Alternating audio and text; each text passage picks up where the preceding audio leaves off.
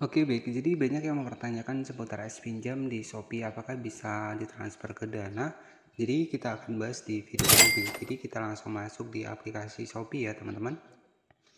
Di sini kita langsung masuk di aplikasi Shopee. Nah, di aplikasi Shopee ini menyediakan fitur yang namanya adalah pinjaman online. Jadi disclaimer terlebih dahulu, untuk es pinjam yang ada di Shopee ini adalah pinjaman online, dan juga untuk Shopee PayLater juga sama.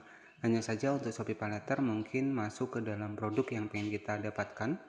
Nah, kalau untuk di es pinjam ini real, ya ini adalah sebuah pinjaman online. Dan apakah es pinjam ini sudah terdaftar di OJK? Jawabannya sudah, teman-teman. Dan di sini kita langsung masuk ke bagian dari es pinjam. Kita masuk di bagian menu dari aplikasi es pinjam seperti ini. Dan di sini untuk limitnya sendiri itu kalau di akun saya di sini tuh minimal kurang lebih sekitar 500.000, maksimal itu kurang lebih sekitar 50 jutaan, teman-teman.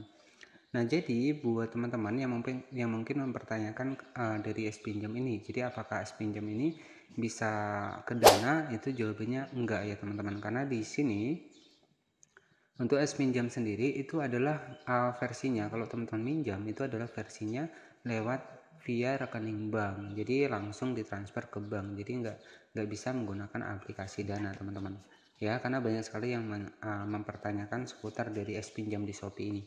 Dan untuk es pinjam ini itu sudah terdaftar di OJK ya, di sini teman-teman bisa cek di bagian bawah.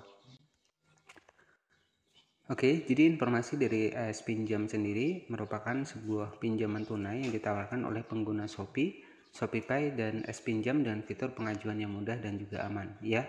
Tetapi buat teman-teman yang nggak kepepet ya, saya sarankan jangan ya, karena di pinjaman online seperti ini banyak juga yang terjebak ya. Jadi kalau saran saya adalah seperti itu.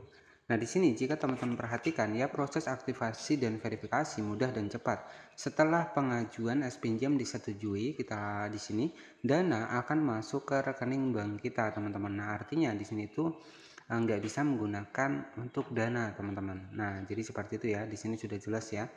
Dan di sini untuk aktivasi di bagian dari verifikasi prosedur lebih singkat dan juga dapat langsung mendapatkan pinjaman. Dan juga ada beberapa tenor di sini tuh ada 2 bulan, 3 bulan, 6 bulan ya. Dan es pinjam ini itu untuk suku bunganya sekitar 1,95%. Dan untuk keterlambatan, nah ini kalau kita terlambat itu ada dendanya kurang lebih sekitar 5%.